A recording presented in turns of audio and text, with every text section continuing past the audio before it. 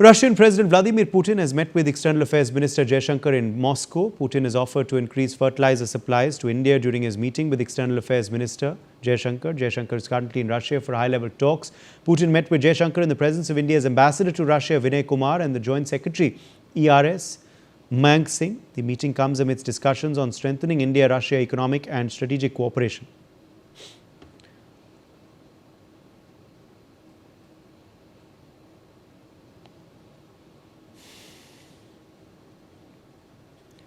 All right, these of course are the latest details coming in. Russian President Putin has met with the Foreign Minister of India, S. Jaishankar. This meeting has taken place in Moscow.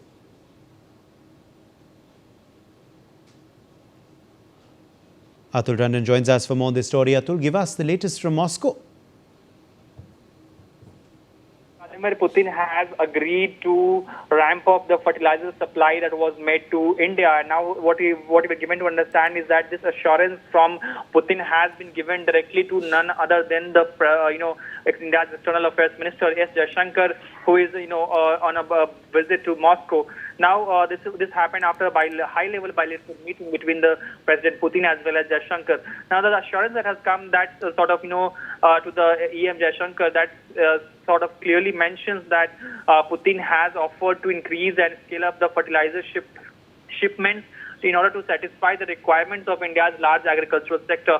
This move is also part of the ongoing effort to rapidly accelerate the India-Russia economic partnership as well, because the both countries are aiming to achieve a bilateral annual trade target of $100 billion by 2030, just in 4 years of time from now. Now, the Russia has already established itself as India's largest fertilizer supplier. But if we talk about particularly this decision, it's very important, as there have been bottlenecks in supply of urea, supply of fertilizers because of the war in Iran, Atul. Well, certainly that has been a problem given the fact that India has a large,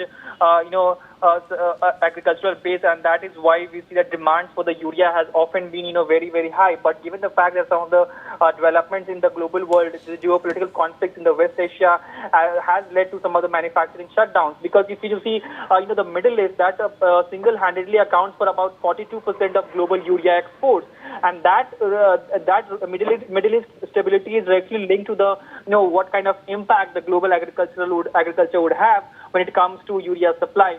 And following the closure of the Strait of Hormuz, what we have seen is that the critical the global fertilizer supply has collapsed by about 95% when it comes to those from Middle East.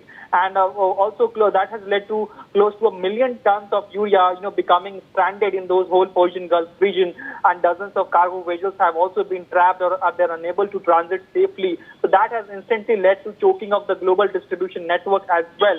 Now, the fact that urea production is also heavily reliant on the LNG as well, that has also given the fact that the energy infrastructures like say Qatar Energy, these major companies, they have been forced to halt their operations. That has also, all of these developments have certainly affected the whole urea production as well as their supply. Absolutely.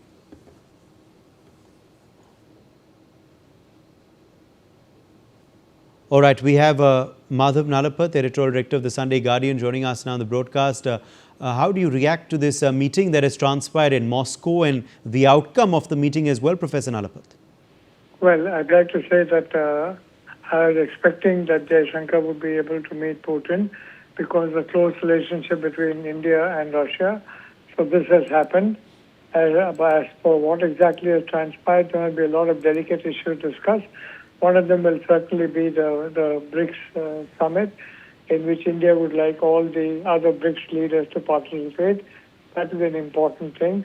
The other will be how Russia and India can work together to improve their economic situation mutually.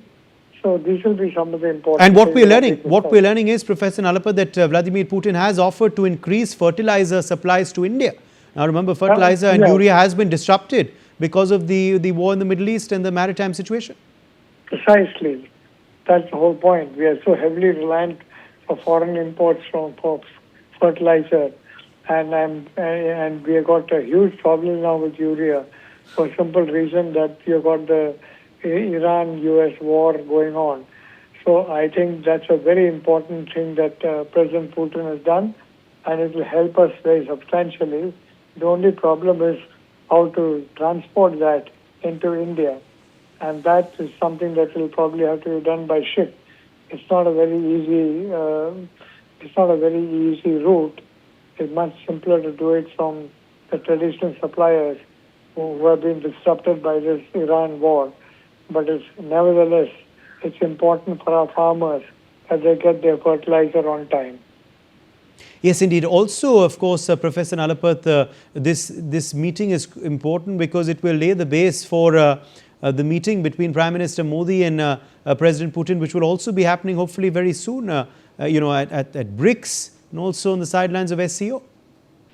There's no question about that. I mean, President Putin will definitely be coming to India for the BRICS summit, and there's no doubt about that. He wants to show his friendship towards India, and unfortunately for him, there are very few countries to which he can travel, India being one of them. So definitely he is coming here, there's no question about that.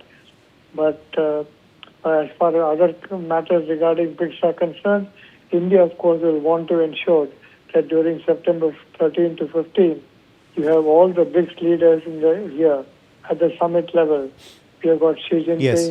you will have Lula, you will have our Prime Minister, of course, and also, naturally, Vladimir Putin. So India will want all the BRICS leaders here and the South African president, who is also, I'm certain, will come. So Okay. the only problem will be, of course, with Brazil, Yes. because Brazil is a problem with Russia. But I think we can get around that. The other problem will be with China. Xi Jinping has hardly ever been outside China these days.